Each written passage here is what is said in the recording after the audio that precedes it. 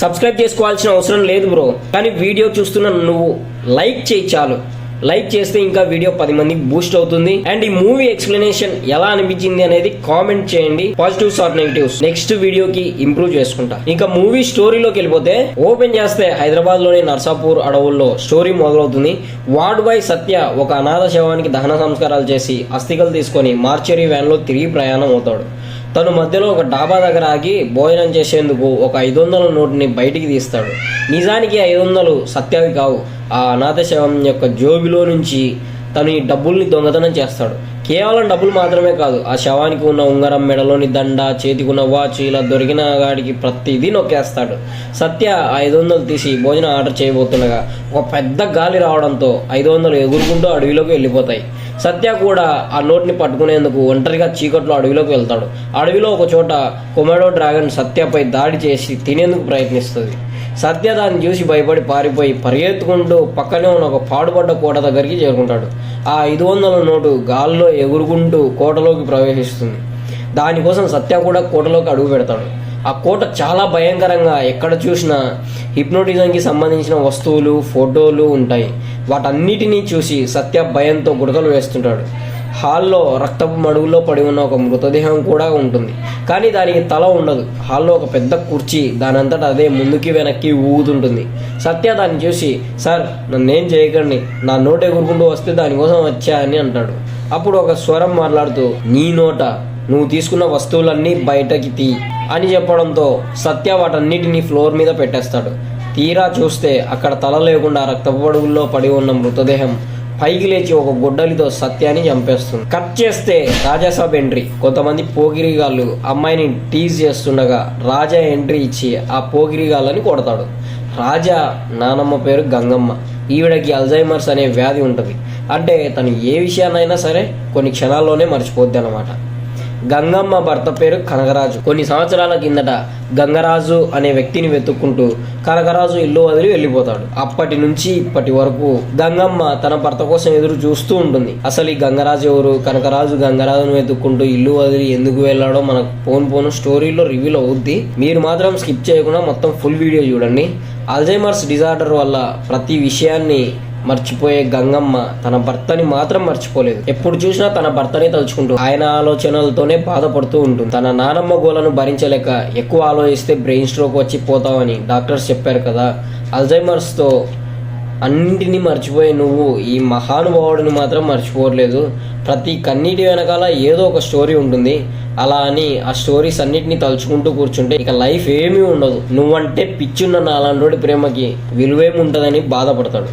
దాంతో గంగమ్మ రాజాని అర్థం చేసుకొని ఇకపై తన భర్త గురించి ఎప్పుడూ ఆలోచించనని ప్రామిస్ చేస్తుంది. కానీ తను కొన్ని సెకండ్స్లోనే ఆ ప్రామిస్ని కూడా మర్చిపోద్ది. ఇదేంట్రా బాబు, ప్రామిస్ని కూడా ఇంతలో మర్చిపోయింది అనుకొని రాజా స్టన్ అయిపోతాడు. మరుసటి రోజు ఉదయం కరీం రాజాని కలిసేందుకు ఇంటికి వస్తాడు. కరీం పెళ్లి చూపులకు వెళ్ళి ఆ సంబంధం కుదరడంతో హ్యాపీగా తన కాబోయే వైఫ్తో ఫోటో దిగుతాడు. కరీం ఆ ఫోటోని రాజాకి చూపిస్తాడు. రాజా ఆ ఫోటోని చూస్తుండగా మహేష్కి ఒక ముసలాయన కనకరాజులాగా కనిపించడంతో తను ఆ ఫోటోని జూమ్ చేస్తాడు. ఈ మహేష్ అనేవాడు రాజా ఇంట్లో పని మనిషిగా పనిచేస్తుంటాడు. రాజా ఆ ఫోటోలోని ముసలాయనను చూసి ఇతనేంటి అచ్చం మా తాతలాగే ఉన్నాడు అనుకొని తను ఆ ఫోటోని గంగమ్మకు చూపిస్తాడు. గంగమ్మ కనకరాజుని గుర్తుపట్టి ఇతను మీ తాతే అని అంటూ కన్నీళ్లు పెట్టుకుంటుంది. అప్పుడు రాజా దేశం మొత్తం గాలించినా కూడా ఎక్కడ దొరకలేదు, అలాంటిది తను నీ ఫోటోలో కనిపించాడు, ఈ ఫోటో నువ్వు ఎక్కడ దిగావని కరీంని అడుగుతాడు. అప్పుడు కరీం ఈ ఫోటో మేము చార్మినార్ దగ్గర దిగామని చెప్తాడు. రాజా వెంటనే చార్మినార్ ఏరియాలో పోలీసుగా పనిచేసే మంగళం బాబాయికి ఫోన్ చేసి తాత గురించి విషయం చెప్తాడు. అప్పుడు మంగళం, ఇది 1960 నాటి మిస్సింగ్ కేసు కాబట్టి ఒక 5 లక్షలు తీసుకొనిరా, ఆ డబ్బులతో సిఐని ఎలాగోలా ఒప్పించి సెర్చింగ్ చేయిద్దాం అంటాడు. ఇప్పటికిప్పుడు 5 లక్షలు అంటే అలా అని అనుకుంటుండగా రాజాకి ఒక మంచి ఐడియా వస్తుంది. రాజా చైల్డ్హుడ్ ఫ్రెండ్ పేరు అనిత. ఇప్పటికే రాజా అతని ఫాదర్కి 10 లక్షలు అప్పుకుంటాడు. అయినా సరే రాజా అతనిని ఒప్పించి తన దగ్గర నుంచి 5 లక్షలు తీసుకుంటాడు. కట్ చేస్తే రాజా గంగమ్మకి టాటా చెప్పి హైదరాబాద్ వెళ్తాడు. రాజా చార్మినార్ సెంటర్లో బస్ దిగి వెంటనే ఆటో ఎక్కి పోలీస్ స్టేషన్కి వెళ్తుంటాడు. అప్పుడు కొంతమంది నన్స్ చర్చికి వెళ్తుంటారు. వాళ్ళలో బెస్సీ అనే అమ్మాయి కూడా ఉంటుంది. బెస్సీని చూసిన మొదటి క్షణంలోనే రాజా ప్రేమలో పడిపోతాడు. తను బెస్సీని ఫాలో అవుతూ చర్చిలోకి వచ్చి తన వైపే చూస్తుంటాడు. ఆ చర్చిలో లిల్లీ అనే చిన్న పాపతో రాజాకి పరిచయం ఏర్పడుతుంది. అలా వాళ్ళిద్దరూ మాట్లాడుకుంటుండగా ఒక నన్ తన దగ్గరికి వచ్చి, డాక్టర్ నీ కోసం వెయిట్ చేస్తున్నాడు, పదా వెళ్దామని చెప్పి లిల్లీని తీసుకెళ్తాడు. తన కోసం డాక్టర్ వెయిట్ చేయడం ఏంటని రాజా షెండి అనే సిస్టర్ని విషయం అడుగుతాడు. యాక్చువల్గా ఈ లిల్లీ అనే పాపకి చిన్నప్పటి నుండే హార్ట్ ప్రాబ్లం ఉంటుంది. అందుకని తనకి ప్రతిరోజు డాక్టర్ చెకప్ ఉంటుంది. తన ఆపరేషన్కి డబ్బులు పోగు చేయడం కోసమే ఇలా ప్రేయర్స్ కండక్ట్ చేస్తున్నామని షెండి రాజాతో అంటది. ఇంకేముంది, రాజా తన దగ్గర ఉన్న 5 లక్షల నుంచి 3 లక్షల రూపాయలని ఆ పాప ఆపరేషన్ కోసం డొనేట్ చేస్తాడు. అప్పుడు షండి, ఈ డబ్బులతో పాప ఆపరేషన్ కంప్లీట్ అవుద్ది, మీ పేరు అడ్రస్ చెప్పండి, ఇంత సహాయం చేసిన మీ గురించి అందరికీ తెలుస్తుంది అంటుంది. ఓ సంతేనా, కావాలంటే నా ఫోటోనే తీసుకోండి అని అనడంతో షండి రాజా ఫోటోని తీస్తుంది. కాకపోతే తను నిజంగానే ఫోటో తీసుకోమని చెప్పడు, ఏదో వెటకారంగా చెప్తాడంతే. ఈ పబ్లిసిటీ లాంటివి ఏం అవసరం లేదు, ముందు పాపను సేవ్ చేయండి అని చెప్పి రాజా చర్చిలో నుండి వెళ్ళిపోతాడు. కొంచెం సేపు తర్వాత షెండి ఈ విషయాన్ని బెస్సీకి చెప్పి రాజా ఫోటోని చూపిస్తుంది. రాజాని చూసిన మొదటి క్షణంలోనే బెస్సీకి చర్చి గంటలు మోగుతాయి. నెక్స్ట్ సీన్లో రాజా పోలీస్ స్టేషన్కి వెళ్ళి మంగళాన్ని కలిసి సిఐ దగ్గర కంప్లైంట్ ఇస్తాడు. అసలు ఈ తాత కథ ఏంటంటే, చాలా సంవత్సరాల కిందట దేవనగర సంస్థానాన్ని గంగమ్మ కనకరాజులు పాలిస్తుండేవాళ్ళు. వీళ్ళ ఆస్థానంలో గంగరాజు అనే వ్యక్తి పనిచేస్తుంటాడు. తను అమ్మవారి నగల్ని పంచహారాల్ని దొంగతనం చేసి సంస్థానం నుంచి పారిపోయాడు. ఆ గంగరాజును పట్టుకొని తన దగ్గర నుంచి నగల్ని తీసుకొని సంస్థానానికి తిరిగి వస్తానని లేఖ రాసి కనకరాజు గంగరాజు కోసం వెళ్ళిపోతాడు. అప్పటి నుంచి గంగమ్మ భర్త కోసం ఎదురు చూసి అల్జైమర్స్కి గురవుద్ది. ఇన్నాళ్ళ తర్వాత మా తాత మీ స్టేషన్ సరౌండింగ్స్లో కనిపించాడు, అందుకే కంప్లైంట్ ఇవ్వడానికి వచ్చేసానని చెప్పి రాజా ఆ డబ్బులున్న బ్యాగ్ని సిఐకి లంచంగా ఇస్తాడు. సిఐ ఆ డబ్బుల్ని తీసుకొని మీ తాత ఫోటోని అన్ని స్టేషన్స్కి పంపించి వెంటనే సెర్చింగ్ మొదలు పెడతానని అంటాడు. కట్ చేస్తే గంగరాజు నర్సాపూర్ అడవుల్లో ఎవరి కోసమూ వెతుకుతుంటాడు. మరో పక్క బెస్సీ రాజా గురించే ఆలోచిస్తూ ఉంటుంది. అప్పుడు షెండి బెస్సీతో, నువ్వు నన్గా మారేందుకు ట్రైనింగ్ తీసుకుంటున్నావు, నువ్వు ఇలా ఆలోచించకూడదని అంటది.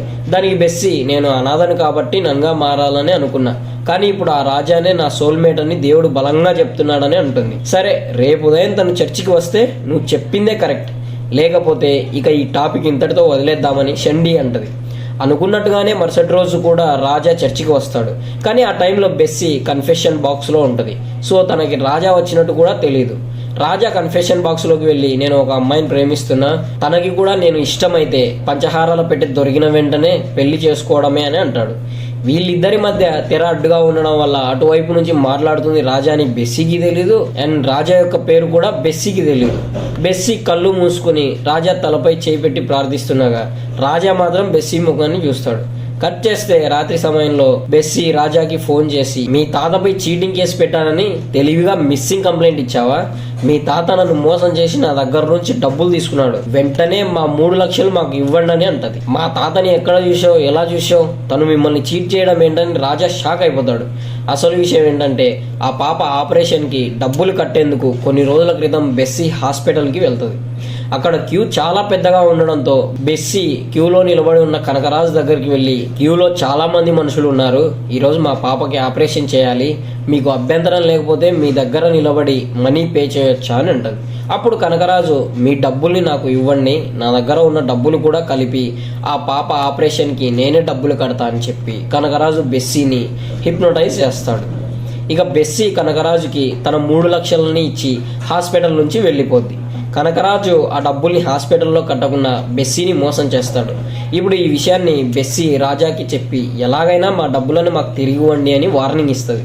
ఇక్కడ ట్విస్ట్ ఏంటంటే, అవతల వైపు మాట్లాడుతుంది తను ప్రేమిస్తున్న బెస్సీ అని రాజాకి తెలియదు, యువతల వైపు మాట్లాడుతుంది తను ప్రేమిస్తున్న రాజా అని కూడా బెస్సీకి తెలియదు. రాజా పోలీస్ స్టేషన్ దగ్గరికి వెళ్ళి గంగమ్మకి ఫోన్ చేసి, తాతకి దొంగతనం చేసే అలవాటు ఉంది అని అడుగుతాడు. ఆయనకి దొంగతనాలు చేసే అవసరం ఏముంది, తను చాలా గొప్పవాడని గంగమ్మ అంటది. ఇలా రాజా గంగమ్మతో మాట్లాడడాన్ని గంగరాజు చాటుగా వింటాడు. కట్ చేస్తే సిఐ మంగళంకి ఫోన్ చేసి 5 లక్షలు అని చెప్పి, నా చేతిలో 2 లక్షలు పెడతారా, ఇంకో 5 నిమిషాల్లో మిగతా 3 లక్షలు తీసుకొని మీరిద్దరూ నా దగ్గరికి రాకపోతే నీకు గొడ్డు కారం పెడతా అని వార్నింగ్ ఇస్తాడు. ఏం చేయాలో అర్థం కాక రాజా ఇంకా మంగళం ఒక కేఫ్ లో కూర్చొని ఆలోచిస్తూ ఉండగా భైరవి అనే అమ్మాయి ₹1 కోటి తీసుకొచ్చి రాజా ముందు పెట్టింది. రాజా ఒక్కసారిగా షాక్ అయిపోయి, అసలు మీరు ఎవరికో ఇవ్వబోయి నాకు డబ్బులు ఇస్తున్నారా? నా పేరు రాజు, ఐఎమ్ ఫ్రమ్ విలేజ్ అని అంటాడు. అప్పుడు భైరవి, మీ తాత బళ్ళారిలో పనిచేసేటప్పుడు మా తాత చావు బతుకుల్లో ఉన్న సమయంలో మీ తాత సహాయం చేశాడు. అందుకు కృతజ్ఞతగా మా తాత ఈ డబ్బుల్ని నా చేత పంపించాడు. కాకపోతే ఇందులోంచి ఒక పైసా కూడా మీకు ఇవ్వను. ఈ డబ్బుల్ని కేవలం మీ తాతగారికి మాత్రమే ఇస్తా అని అంటది. మళ్ళీ ఇదేం ట్విస్ట్ రా నాయనా అని రాజా మంగళం అనుకుంటుండగా కొంతమంది రౌడీలు ఆ డబ్బులను బ్యాగ్ని కొట్టేస్తారు. ఇక వెంటనే రాజా ఆ రౌడీలని చేసి మరీ ఒక్కొక్కరిని ఉతికి ఆరేస్తాడు. రాజా డబ్బుల్ని రౌడీల నుంచి సేవ్ చేయడంతో భైరవి తనని హక్ చేసుకొని థ్యాంక్స్ చెప్తుంది. సరిగ్గా అదే టైంలో నన్స్ అందరూ అటువైపుగా చర్చికి వెళ్తుంటారు. వాళ్ళలో బెస్సీ కూడా ఉంటది. భైరవి రాజాని హక్ చేసుకోవడం చూసిన బెస్సీ ఇక తను నన్గానే జీవితాన్ని గడపాలనుకుంటుంది. అసలు నువ్వు నన్ని లవ్ చేయడం ఏంటి? వాళ్ళకి ప్రేమ పెళ్లిళ్ళు ఉండవు, వాళ్ళు దేవుని సేవకే అంకితం కదా అని సీను అనడంతో రాజా డిసప్పాయింట్ అవుతాడు. ఆ సిచ్యువేషన్లో రాజా మీద భైరవికి ఒక good opinion and soft corner ఏర్పడింది. కట్ చేస్తే రాజా బెస్సీని తలుచుకుంటూ ఫుల్గా డ్రింక్ చేసి బాధపడుతుండగా భైరవి తన దగ్గరికి వస్తుంది. రాజా మధ్యలో ఉన్నాడు కదా, వాడికి భైరవి బెస్సీ లాగా కనిపిస్తుంది. సో వచ్చింది బెస్సీని అనుకొని రాజా భైరవికి ప్రపోజ్ చేస్తాడు. భైరవి కూడా ఆ ప్రపోజల్కి ఒప్పుకుంటుంది. అసలు ఈ భైరవి ఎవరో కాదు, తన గంగరాజు మనవరాలు. గంగరాజు భైరవికి ఫోన్ చేసి అసలు నువ్వు ఏం చేస్తున్నావో అర్థమవుతుందా అని అరుస్తాడు. దానికి భైరవి, నేను రాజాని ప్రేమిస్తున్నాను, అతను చాలా మంచివాడు, తను బాధపడకూడదని అంటది. కట్ చేస్తే అనిత రాజాకి ఫోన్ చేస్తుంది. అనిత అంటే చైల్డ్హుడ్ ఫ్రెండ్ అనమాట. తాతయ్య కలలో కనిపించి ఏదో చెప్పాడని నానమ్మ ఒంటరిగా హైదరాబాద్ బయలుదేరింది. తను లాస్ట్ గా నాంపల్లిలో బస్సు దిగిందంట. ఇప్పుడే నేను ట్రావెల్ ఆఫీస్ లో కనుక్కున్నానని ఏడుస్తూ చెప్తుంది. ఇప్పటికే ఎన్నో సమస్యలతో ఉంటే మళ్ళీ ఇదో సమస్య అనుకుంటూ నానమ్మని జాగ్రత్తగా చూసుకోని చెప్పాగా అని రాజా కోపడతాడు. ఇక వెంటనే రాజా భైరవి గంగమ్మ కోసం కారు వేసుకొని అన్ని చోట్ల వెతుకుతుంటారు. గంగమ్మ అలసిపోయి ఒంటరిగా ఒక చోట కూర్చుని ఉండగా కొంతమంది దొంగ వేదవులు తన మెడలోని నగలను లాగేసుకోబోతుంటారు. అప్పుడు వెంటనే అక్కడికి రాజా భైరవి ఎంట్రీ ఇస్తారు. వాళ్ళిద్దరూ రౌడీలందరినీ కొట్టిపడేసి గంగమ్మని సేవ్ చేస్తారు. నేను మీ మనవన్ని పెళ్లి చేసుకోబోతున్నానని భైరవి గంగమ్మ దగ్గర ఆశీర్వాదం తీసుకుంటది. ఎలాగో బెస్సీ తనతో లేదని రాజా భైరవిని యాక్సెప్ట్ చేసేస్తాడు. అసలు నువ్వు ఒంటరిగా ఇక్కడికి ఎందుకు వచ్చావు? 2 రోజుల్లో ఎలాగైనా సరే నేను తాతయ్యను పట్టుకోలేకపోతే ఇక నేను నీ మనవన్నే కాదు అని రాజా అంటాడు. కట్ చేస్తే రాజా సీను భైరవి మంగళం కనకరాజు కోసం వెతుకుతూ ఉండగా రాజాకి గంగరాజు కనిపిస్తాడు. రాజా వెంటనే తనని చేసి పట్టుకొని పిచ్చకొట్టుడు కొడతాడు. ఆల్మోస్ట్ చంపేయబోతాడు. భైరవి రాజాని ఆపి, ఈయన మా తాతగారు, నేను వచ్చింది కనకరాజును పట్టుకొని మా తాతకు అప్పచెప్పేందుకే అని అంటది. అసలు మా తాత వెతుకుతుంది వీడి కోసమే కదా అని రాజా కోపడతాడు. ఇక గంగరాజు మాట్లాడుతూ, మాది గంగమ్మ జీవితాలు ఇలా అయిపోవడానికి కారణం మీ తాత కనకరాజే. మీ నానమ్మ కేవలం సామాన్యమైన గంగమ్మ కాదు, తను మా గంగాదేవి, తను దేవనగర సంస్థానం యొక్క వారసురాలని అంటాడు. ఇప్పుడు స్టోరీ కొన్ని సంవత్సరాలు వెనక్కి వెళ్తుంది. ఒకరోజు గంగమ్మ గుడిలో ప్రసాదం పంచుతుంటుంది. అప్పుడు కనకరాజు తన దగ్గరికి వచ్చి చేతిని పట్టుకొని బలవంతంగా ప్రసాదాన్ని పెట్టించుకుంటాడు. గంగరాజు వెంటనే కనకరాజుపై దాడి చేసి అతను మనుషులతో బాగా కొట్టిస్తాడు. ఆకలితో ఉన్నట్టున్నాళ్లే వదిలేయండి గంగమ్మ చెప్పడంతో ఇక వాళ్ళు కనకరాజును వదిలేస్తారు. తన దగ్గర డబ్బులు లేనందువల్లే తనని ఇంతలా కొట్టారేమో అనుకుని ఎలాగైనా సరే గంగమ్మని పెళ్లి చేసుకొని కోట ఖజానాన్ని ఖాళీ చేయాలని కనకరాజు ప్లాన్ వేస్తాడు. ఆ ప్లాన్లో భాగంగా తను వెంటనే బైరాగిని కలిసేందుకు గుర్రం మీద వెళ్తాడు. బైరాగి దగ్గరికి వెళ్ళగానే క్షుద్రవాయువులు కనకరాజు యొక్క గుర్రాన్ని బలి తీసుకుంటాయి. బైరాగి నోరు విప్పి మాట్లాడాలంటే ఏదైనా అవయవాన్ని సమర్పించి నేలని రక్తంతో తడిపి అర్థించాలి. సో కనకరాజు నువ్వు అలా చెయ్యలేవు అని పక్కనున్న ఆవిడ చెప్తే కనకరాజు ఆలోచించకుండా వెంటనే కత్తితో తన ఎడమ చేతిని నరికేసుకుంటాడు. గంగమ్మని తన సొంతం చేసుకునేందుకు కనకరాజు ఎంతకైనా తెగిస్తాడని బైరాగికి అర్థమవుద్ది. కనకరాజు చేసిన పనికి బైరాగి మెచ్చి తన ఎడమ చేతిని మళ్ళీ తిరిగి అతికించేస్తాడు. ఇక బైరాగి కనకరాజు కాళ్ళకి తాడు కట్టి తలగిందులుగా ఒక లోతైన బావిలోకి పంపిస్తాడు. ఆ బావిలో రక్త పిశాచాలు ఉంటాయి. బావిలో కొంత లోతుకు వెళ్ళిన తర్వాత కనకరాజు బావికి అడ్డంగా ఒక ఆసనాన్ని వేస్తాడు. ఇక బావి బయట బైరాగి పూజ చేయడం మొదలు పెడతాడు. అలా సమయం గడిచిపోతుంటది. కనకరాజు వేసిన ఆసనం వల్ల తన తల రాపిడికి గురయ్యి రక్తం కిందకి కారుతుంది. రక్త పిశాచాలు ఆ రక్తాన్ని రుచి చూసి కనకరాజును తినేందుకు బావిలోంచి తన దగ్గరికి వచ్చేస్తాయి. సరిగ్గా అప్పుడే పూజ పూర్తవడంతో రక్త పిశాచాలు కనకరాజును టచ్ కూడా చేయలేక బావిలోనే పడిపోతాయి. కట్ చేస్తే బైరాగి కనకరాజుకి ఒక పదార్థాన్ని ఇస్తాడు. కనకరాజు రాత్రి వేళ కోటకి చేరుకొని పూజ చేసి ప్రసాదం తీసుకొచ్చా, వచ్చి తీసుకో అమ్మా అని గంగమ్మని పిలుస్తాడు. తను వాడి దగ్గరికి వెళ్తుండగా ఏనుగులు గట్టిగా అరుస్తుంటాయి. అయినా సరే గంగ అవేమీ పట్టించుకోకుండా వాడి దగ్గరకు వచ్చి ప్రసాదాన్ని తింటది. దాన్ని తిన్న మరుక్షణం నుంచి గంగ మెదడు కనకరాజు ఆధీనంలోకి వచ్చేస్తుంది. కళ్ళు మూసి తెరిచేలోపు వాళ్ళిద్దరికీ పెళ్లి కూడా అయిపోద్ది. సంవత్సరం తిరగకుండానే కనకరాజు కోట ఖజానా మొత్తాన్ని ఖాళీ చేస్తాడు. అమ్మవారి నగలు పంచహారాల బాధ్యత కూడా గంగరాజుకి ఇస్తున్నట్టుగా నటించి కనకరాజు వాటిని తీసుకొని పారిపోతాడు. గంగమ్మ తీసుకున్న నిర్ణయం వల్లే సంస్థానానికి గతి పట్టిందని గంగని బంధువులే వీధిన పడేస్తారు. అప్పటి నుంచి కొడుకుని పోషించుకుంటూ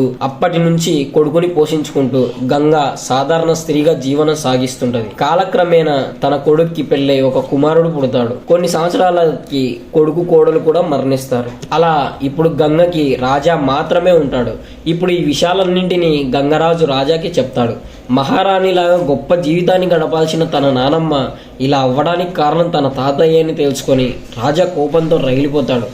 ఎలాగైనా సరే కనకరాజుని కనిపెట్టి వాడిని నానమ్మ కాళ్ళ దగ్గర పడేసి తను చేసిన దానికి ప్రతీకారం తీర్చుకోవాలని రాజా డిసైడ్ అవుతాడు. అప్పుడు గంగరాజు, మీ తాతయ్య నర్సాపూర్ ఫారెస్ట్లో ఉన్నాడని నా మనుషులు చెప్తే నేను అక్కడికి వెళ్ళాను, కానీ వాడు ఎక్కడా కనిపించలేదని అంటాడు. కట్ చేస్తే రాజా, మంగళం, భైరవి, సీను వీళ్ళందరూ నర్సాపూర్ ఫారెస్ట్కి వెళ్తారు. అక్కడ వాళ్ళకి ఒక కోట కనిపిస్తుంది. నలుగురు కోట లోపలికి ప్రవేశిస్తారు. లోపల కనకరాజు యొక్క పెద్ద ఫోటో గోడ తగిలించి ఉంటుంది. వాళ్ళందరూ కనకరాజుని వెతుక్కుంటూ ఖజానా ఉండే గదిలోకి చేరుకుంటారు. ఆ గది నిండా డబ్బులు, నగలు, వజ్రాలు, చివరికి పంచహారాల పెట్టె కూడా ఉండడంతో అందరూ షాక్ అయిపోతారు. ఆ పంచహారాలను తీసుకోవడానికి రాజా దగ్గరికి వెళ్తుంటే అప్పటిదాకా చెట్టు ఊడలతో బంధించబడి గాలిలో వేలాడుతున్న సత్య మెలకువలోకి వస్తాడు. రాజా ఖజానా గదిలోని డబ్బును ముట్టుకోబోతుండగా సత్య సడన్ గా అక్కడికి వస్తాడు. మీరు ఈ డబ్బుని ముట్టుకోకండి, వీటిలో దేన్ని ముట్టుకున్నా మాడి మసి అయిపోతారు, మిమ్మల్ని ఈ డబ్బులు ముట్టుకోకుండా ఆపడానికే ఆయన నన్ను పంపాడని సత్య అంటాడు. అప్పుడు రాజా కోపంతో, అసలు మా తాత ఎక్కడున్నాడు, పిలు వాడిని అని కోపంగా అంటాడు. దానికి సత్య, ఓ ఆయన మీ తాతగారా, ఆయన ఆల్రెడీ చనిపోయాడు. కొన్ని రోజుల క్రితం గవర్నమెంట్ హాస్పిటల్లో గుండెపోటుతో జాయిన్ అయి చనిపోయాడు. అనాథ శవమని దహన సంస్కారాల బాధ్యత నాకు అప్పగించారని సత్య జరిగిన విషయమంతా చెప్తాడు. అదంతా విన్న రాజా, నువ్వు చెప్పేది నిజమో కాదో నాకు అర్థం అవడం లేదు, ఏదైతేనే ఇదంతా మా నానమ్మ సొమ్ము, దీనికి నేనే వారసుడినని, ఇదంతా నేను పట్టుకెళ్తానని రాజా అంటాడు. అప్పుడు ఒక లేఖ ఎగురుకుంటూ వచ్చి రాజా దగ్గర ఆగిద్ది. కనకరాజు ఆ లేఖలోని మెసేజ్ని చదువుతూ, ఈ ఇల్లు నా దేహం, ఈ సంపద నా ప్రాణం, ఇదంతా నా సొంతం, నా తదనంతరం కూడా దీన్ని నేనే అనుభవిస్తా, అలా కాకుండా వారసుడంటూ ఎవరైనా వస్తే మామూలుగా ఉండదని వార్నింగ్ ఇస్తాడు. కానీ రాజా వాడి మాటలు పట్టించుకోకుండా తిరిగి కనకరాజుకే వార్నింగ్ ఇస్తాడు. నేను వచ్చిందే మా నానమ్మ సొమ్ము తీసుకెళ్ళడానికి, దమ్ముంటే ఆపరా ముసలాడా అని సవాల్ చేస్తాడు. ఇక కనకరాజు రాజాసభ ముందుకి ఎంట్రీ ఇచ్చి 3వ అమావాస్య రోజున మీ నానమ్మకి ముహూర్తం పెట్టాలని గట్టిగా నవ్వి మాయమైపోతాడు. ఇవన్నీ తట్టుకోలేక వచ్చిన దారినే వెళ్ళిపోవాలని అందరూ అనుకుంటారు. కానీ తీరా చూస్తే అక్కడ అసలు బయటికి వెళ్ళే డోరే ఉండదు. కేవలం కనకరాజు యొక్క పర్మిషన్ ఉంటేనే బయటికి వెళ్ళడం కుదురుద్ది అనమాట. ఇక్కడికి ఇంటర్వెల్ అయితే పడిపోద్ది. సో గైస్, ఇప్పటిదాకా చూస్తారంటే నా స్టోరీ ఎక్స్ప్లెనేషన్ నచ్చే ఉంటుంది. లైక్ చేయండి. ఇంకా లైక్ చేయకుండా చూస్తుంటే మాత్రం ఖచ్చితంగా వీడియోని లైక్ చేయండి. నువ్వు సబ్స్క్రైబ్ చేసుకోవాల్సిన అవసరం లేదు, లైక్ చేస్తే చాలు ఈ వీడియో ఇంకో 10 మందికి బూస్ట్ అయ్యిద్ది. అదే మీరు నాకు చేసే హెల్ప్. ఇంకా ఇంటర్వెల్ అయిపోయిన తర్వాత రాజా వాళ్ళు ఆ కోటలోనే ట్రాప్ అయిపోతారనే విషయాన్ని యాక్సెప్ట్ చేసి అక్కడే ఉంటారు. 2వ అమావాస్య రోజున కనకరాజు గంగమ్మకి కలలో కనిపించి, చావు బతుకుల మధ్య అడవిలో ఒంటరిగా కొట్టుమిట్టాడుతున్నాను, వచ్చే అమావాస్యకి నువ్వు నా దగ్గరికి రావాలి, నేను మళ్ళీ పుట్టాలి అని అంటాడు. దాంతో గంగ ఉలిక్కిపడి నిద్ర లేచి రాజాకి ఫోన్ చేసి తనకు వచ్చిన కల గురించి చెప్పి, మీ తాతయ్యని తొందరగా తీసుకొని రారా, నాకు భయంగా ఉందని అంటది. అది జస్ట్ కల మాత్రమే, నువ్వు తన గురించి ఎక్కువగా ఆలోచించడం వల్ల అలా కల వచ్చిందిలే అని రాజా ధైర్యం చెప్తాడు. వీలైనంత త్వరగా పంచహారాల పెట్టి తీసుకొని ఇక్కడ నుండి బయటపడాలని రాజా ఖజానా ఉండే గదిలోకి వెళ్తాడు. తీరా చూస్తే అది ఖజానా గది కాదు, కనకరాజుకి దహన సంస్కారాలు జరిగిన శ్మశానం. కనకరాజు చితి మీద నుంచి లేచి నడుచుకుంటూ వస్తుండడంతో రాజా తనతో పాటు ఉన్న వాళ్ళందరూ భయంతో లోపలికి పరిగెత్తి దాక్కుంటారు. కట్ చేస్తే మరుసటి రోజు ఉదయం బెస్సీ రిఫ్ అనే వ్యక్తిని తోడుగా తీసుకొని రాజా దగ్గరికి వస్తుంది. ప్రస్తుతం రాజా తనని కాకుండా భైరవిని ప్రేమిస్తున్నాడని బెస్సీ అనుకుంటది. బెస్సీ రాజాతో, ఎక్కడ మీ తాత డబ్బులు నొక్కేసి అడవిలో దాక్కుంటే కనిపెట్టలేమని అనుకున్నారా అని అంటది. అంటే ఆ రోజు ఫోన్ చేసి డబ్బుల గురించి మాట్లాడింది నువ్వేనా అని రాజా ఒకంత షాక్ అయిపోతాడు. యాక్చువల్గా బెస్సీ ఒక నన్ అని, తన ప్రేమకి పెళ్లి ఉండవని సీను రాజాతో అంటాడు కదా. కానీ నిజానికి బెస్సీ నన్ కాదు, నన్గా మారేందుకు ట్రైనింగ్ తీసుకుంటున్న అమ్మాయి మాత్రమే. ఇప్పుడు ఈ విషయం రాజాకి తెలిసి సీనుపై కోప్పడతాడు. తన డబ్బులు వసూలు చేసుకునేందుకు బెస్సీ ఇంకా రిఫ్ కోటలోకి అడుగు పెడతాడు. అప్పుడు రాజా వాళ్ళిద్దరితో, మా తాత చనిపోయి ఇక్కడిక్కడే తిరుగుతున్నాడు, మమ్మల్ని మామూలుగా టార్చర్ చేయట్లేదని అంటాడు. అయినా సరే వాళ్ళు తన మాటల్ని పట్టించుకోకుండా తన డబ్బులు తెచ్చుకునేందుకు ఖజానా రూమ్లోకి వెళ్తారు. అక్కడ ఉన్న నగలు, బంగారం, డబ్బు చూసి వారిద్దరూ షాక్ అయిపోతారు. రిఫ్ ఇంకాస్త చనువు తీసుకొని ఆ నగలన్నిటినీ తన ఒంటిపై పెట్టుకుంటాడు. ఇంకేముంది, కనకరాజు వాళ్ళిద్దరికీ ఒక హారర్ ట్రైలర్ చూపించడంతో వాళ్ళు భయంతో కేకలేస్తూ ఖజానా గది నుండి బయటకు పరుగులు తీస్తారు. కట్ చేస్తే రాజా బెస్సీ రూమ్లోకి వెళ్ళి, నేను నిన్ను చూసిన మొదటి క్షణంలోనే ప్రేమలో పడిపోయానని చెప్తాడు. అంటే ఆ రోజు కన్ఫెషన్ రూమ్లో ప్రేయర్ చేసింది నీకేనా అని బెస్సీ షాక్ అయిపోద్ది. ఇలా ఇక వాళ్ళిద్దరూ మళ్ళీ ఒకటైపోతారు. కొంచెం సేపటి తర్వాత భైరవి బెస్సీతో మాట్లాడుతూ, రాజా లవ్ చేసిన నన్ను నువ్వేగా అని అడుగుద్ది. అప్పుడు రాజా వాళ్ళు మాట్లాడుకునే దాన్ని డిస్టర్బ్ చేయాలని తన తాత ఒంట్లోకి వచ్చినట్టుగా రాజా యాక్టింగ్ చేయడం స్టార్ట్ చేస్తాడు. సరిగ్గా అప్పుడే గంగవ్వ రాజుకి ఫోన్ చేస్తుంది. ఇంతకుముందు తన కలలోకి కనకరాజు వచ్చిన విషయాన్ని చెప్పింది. అప్పుడు నిజంగానే కనకరాజు రాజా ఒంట్లోకి ప్రవేశించి, నీకు వచ్చింది కల కాదు, అది నిజమని అంటాడు. అదేంటి రాజా ఇలా మాట్లాడుతున్నాడు అని అందరూ షాక్ అయిపోతారు. మరుసటి రోజు ఉదయం రాజా గంగకి ఫోన్ చేసి, రాత్రి అలా వెటకారంగా అన్నా, నువ్వు పదే పదే ఫోన్ చేసి చెప్పిన విషయాన్ని మళ్ళీ మళ్ళీ చెప్తుండేసరికి అలా మాట్లాడా, నేను ఖచ్చితంగా తాతయ్యని తీసుకొస్తానని రాజా ధైర్యం చెప్తాడు. ఇక ఈ తాతయ్య సంగతి త్వరగా మూయించాలని మీలో ఎవరికైనా దెయ్యాల్ని భూతాల్ని వదలగొట్టే వాళ్ళు తెలుసా అని రాజా అడుగుతాడు. అప్పుడు బెస్సీ డాక్టర్ పద్మభూషణ్ గురించి చెప్పింది. ఇతను one of the greatest psychiatrist and paranormal investigator. తను ఎక్స్పోర్సిజం అవసరం లేకుండానే కేవలం హిప్నోటిజం ఉపయోగించి మనిషి శరీరం నుంచి దెయ్యాన్ని బయటికి పంపించగలడు. కట్ చేస్తే పద్మభూషణ్ కోటలోకి అడుగుపెట్టి కోట మొత్తాన్ని నిశ్చిన్నంగా పరిశీలిస్తాడు. కనకరాజు మేకను బలిచ్చి ఏవేవో మంత్రాలను చదివి ఒక చోట పూజలు చేసి ఉంటాడు. సో పద్మభూషణ్ ఒక రూమ్ని చూపించి, మీరు ఈ తలుపుల్ని అసలు ఓపెన్ చేయకండి అంటాడు. పద్మభూషణ్ రాజాతో మాట్లాడుతూ, మీ తాత ఏవో 4 మంత్రాలు నేర్చుకుంటున్న మామూలు మంత్రగాడు కాదు, తను ఎక్సోర్సిస్ట్, సైక్రియాటిస్ట్ అండ్ హిప్నోటిస్ట్. ఈ కోటలో ఏ పెయింటింగ్ని చూసినా, ఏ స్టాచ్యూని చూసినా, ఏ డిజైన్ని చూసినా ప్రతిదీ మనిషిని హిప్నోటైజ్ చేయగలిగే ప్యాటర్న్లోనే ఉంటాయి. ఇప్పుడు దీని నుండి బయటపడాలంటే మనమంతటా మనం హిప్నోటైజ్ చేసుకొని ఒక కొత్త ప్రపంచాన్ని సృష్టించుకొని మనం ఆ ప్రపంచంలో ఉండి ఇక్కడ వాళ్ళతో యుద్ధం చేయాలి. కానీ అది అంత ఈజీ కాదు, బట్ ఒకసారి ప్రయత్నిద్దామని అంటాడు. పద్మభూషణ్ రాజాని హిప్నోటైజ్ చేసి సముద్ర తీరం వద్ద ఆల్చిప్పల్లో ముత్యాలు ఏరుకుంటున్నట్టుగా సీన్ క్రియేట్ చేస్తాడు. కానీ అప్పుడు కనకరాజు రాజాని తన ట్రాన్స్లోకి లాక్కుంటాడు. రాజా ఒక్కసారిగా సముద్రం దగ్గర నుంచి కోటలోకి వస్తాడు. కోటలో కనకరాజు ఎవరినో చంపి తలా మొండాన్ని వేరు చేస్తుండగా రాజా చూసి ఒక్కసారిగా భయంతో హిప్నటైజ్ నుంచి బయటికి వస్తాడు.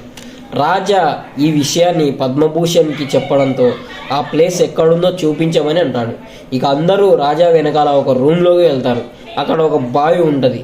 ఆ బావికి వేలాడుతున్న తాడుని లాగా ఓ 3 శవాలు తల లేకుండా బావి లోపల వేలాడుతుంటాయి. ఆ శవాలను చూసిన వాళ్ళందరూ భయంతో వెంటనే రూమ్లో నుంచి బయటికి వెళ్తారు. కానీ పద్మభూషణ్ మాత్రం ధైర్యంగా అక్కడే ఉంటాడు. అప్పుడు అక్కడ కనకరాజు ఎంట్రీ ఇచ్చి పద్మభూషణ్ని హిప్నోటైజ్ చేయాలని చూస్తాడు. కానీ పద్మభూషణ్ తన మాయ నుంచి తప్పించుకుంటాడు.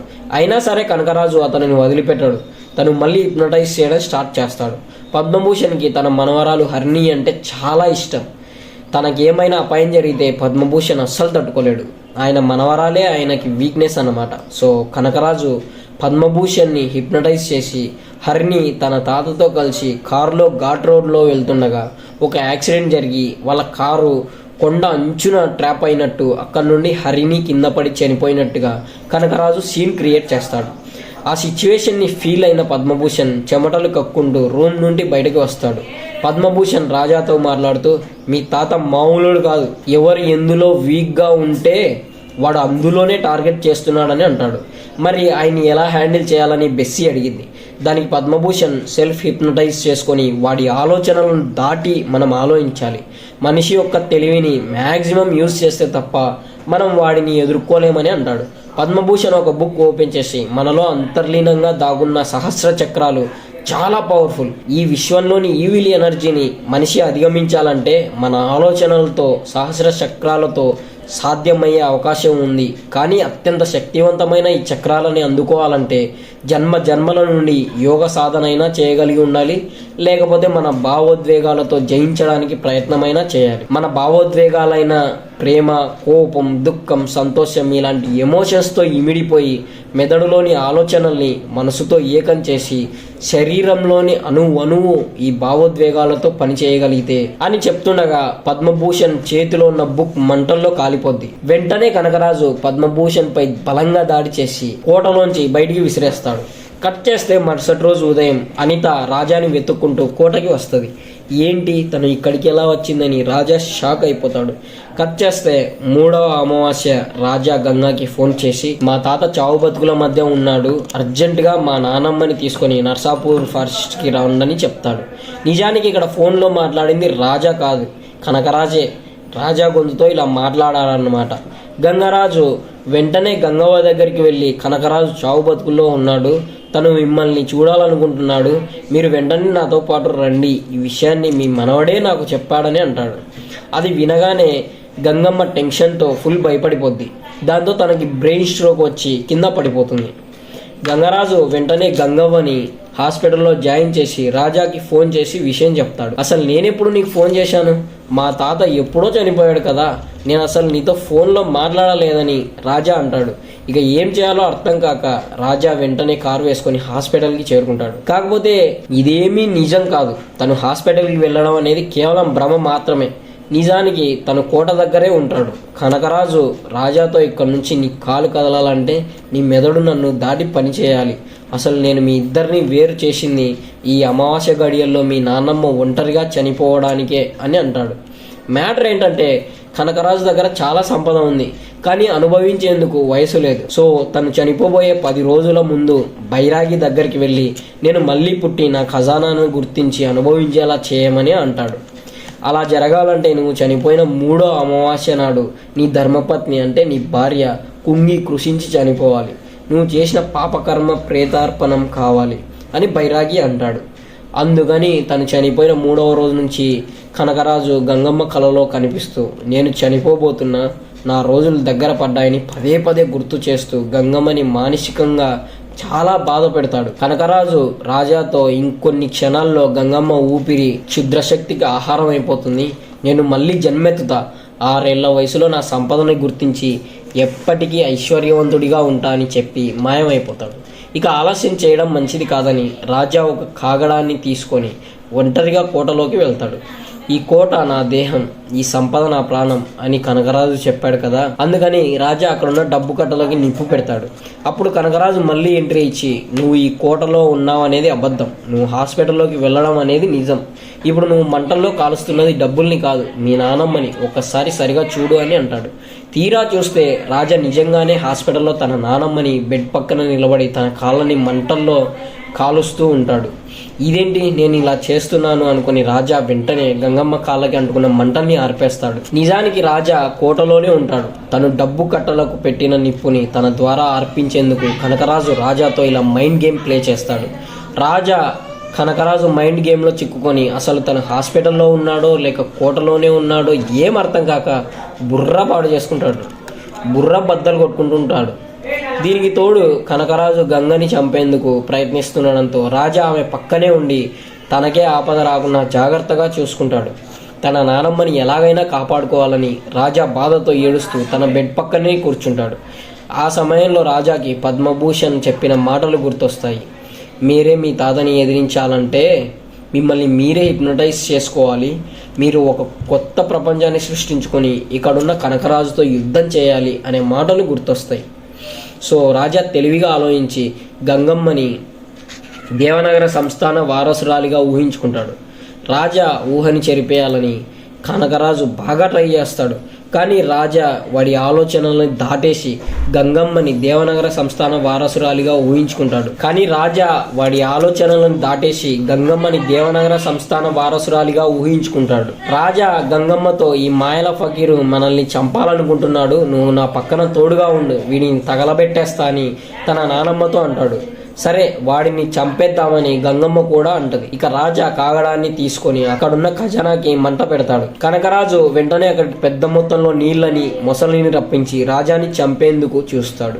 కానీ రాజా మొసలితో పోరాడి ఒక పెద్ద మేకుని దాని తల మీద గుచ్చి తోకను పట్టుకొని నేలకేసి బాదడంతో అది అక్కడికక్కడే చనిపోద్ది. కట్ చేస్తే రాజా నీడ పక్కనున్న విగ్రహాల్లోకి వెళ్ళి అవి రాజాని చంపేందుకు ముందుకు వస్తాయి. ఆ విగ్రహాల్లో ఉన్నది రాజానే కదా. సో ఆ విగ్రహాలు రాజాని చంపినా లేక రాజా ఆ విగ్రహాలను చంపినా సరే రాజానే చనిపోతాడు. సో తను విగ్రహాలతో ఫైట్ చేస్తున్నప్పటికీ ఆ దెబ్బలు మొత్తం రాజాకే తగులుతుంటాయి. సో రాజా తెలివిగా ఒక కాగడాన్ని తీసుకొని జీవంలోకి రాని మిగతా విగ్రహాలని మంటల్లో కాల్చేస్తాడు. తర్వాత తన నీడ ఉన్న విగ్రహాలని కొట్టినా సరే రాజాకి ఎటువంటి నొప్పి తగలదు. సో తను కాన్ఫిడెంట్గా ఒక కత్తి తీసి విగ్రహాల తలని నరికేస్తాడు. అప్పుడు రాజాని చంపేందుకు కనకరాజు ఇసుక సముద్రాన్ని రప్పిస్తాడు. But no use. రాజా వాడి ఆలోచనలను దాటి ఆ ఇసుక సముద్రాన్ని గంగా నదిగా ఊహించుకొని వాడి ట్రాప్ నుండి బయటపడిపోతాడు. మరో పక్క కోటలోని నగలు, డబ్బు, ఖజానా, చివరికి కోట కూడా మంటల్లో కాలిపోతుంటుంది. కనకరాజు కోపంతో బైరాగిని పిలిచి, వాడిని కంట్రోల్ చేయలేకపోతున్నాను, సంపద మొత్తం కాలిపోతుంది, నా ఆత్మ క్షీణిస్తుంది, నేను ఎందుకు వాడిని కంట్రోల్ చేయలేకపోతున్నానని అంటాడు. అప్పుడు బైరాగి, దీనికి కారణం భావోద్వేగాలు, వాడి శరీరంలోని అణువు భావోద్వేగాలతో మమేకమైపోయింది, వాడు ఇంతే ఏకాగ్రతతో లోతుగా ఆలోచిస్తే సహస్ర చక్రాలను తాకుతాడు, ఆ సహస్ర చక్రాల అంతిమ దశను అందుకుంటే నీ నాశనానికి విశ్వం సహకరిస్తుంది అంటాడు. అలా అయితే నీ ఆత్మను నాలోకి మిళితం చేసి వాడిని అంతం చేయమని కనకరాజు బైరాగితో అంటాడు. ఆ తర్వాత తను రాజాతో, నువ్వు నా ఉనికి లేకుండా చేయాలని చూస్తున్నావు, నేను చనిపోయానన్న విషయం మీ నానమ్మకి తెలిస్తే అదే నన్ను తలుచుకుంటూ నా ప్రాణం విడుస్తుందని అంటాడు. అప్పుడు సడన్ గా ఒక్క నిమిషం గంగమ్మ చితి మీద ఉన్నట్టుగా రాజాకి కనిపిస్తుంది. రాజా అలా బాధతో కాస్త వీక్ అయిన వెంటనే బైరాగి కనకరాజులోకి ప్రవేశించి పెద్ద జైంట్ గా మారతాడు. వాడు రాజాని తన గుప్పిట్లోకి తీసుకొని రాజా యొక్క ప్రాణాన్ని బయటికి లాగేస్తుంటాడు. ఇక నేను చనిపోబోతున్నా అని రాజా కూడా అర్థమవుతుంది. అప్పుడు గంగమ్మ దుర్గమ్మకి పూజ చేసి రాజాకి ధైర్యం చెప్తుంది. ఇక రాజా సహస్ర చక్రాల అంతిమ దశను అందుకొని ఆ జైంట్ మాన్స్టర్ని ఒకే ఒక గుద్దు గుద్దడంతో కనకరాజు ప్లస్ బైరాగి ఇద్దరూ అంతమైపోతారు. కట్ చేస్తే రాజా కనకరాజుకి పిండం పెడుతుంటాడు. కనకరాజు చనిపోయాడన్న విషయం గంగమ్మకి ఎలా చెప్పాలో అర్థం కాక రాజా కాస్త టెన్షన్ పడుతుంటాడు. తీరా చూస్తే గంగ ఇప్పుడు కనకరాజును పూర్తిగా మర్చిపోయి ఉంటుంది. సో తను వాడి ఫోటోని చూసినా సరే అసలు వాడు ఎవడో గంగకి గుర్తురాదు. పోనీలే ఇది మంచి పని అనుకుని రాజా హ్యాపీగా ఫీల్ అవుతాడు. కట్ చేస్తే రాజా ఇంట్లో సెలబ్రేషన్స్ జరుగుతుంటాయి. అనిత, బెస్సీ, భైరవి రాజా కోసం వెతుకుతుండగా రాజా వాళ్ళ నుంచి తప్పించుకొని చీకట్లో ఒక సర్కస్ దగ్గరికి చేరుకుంటాడు.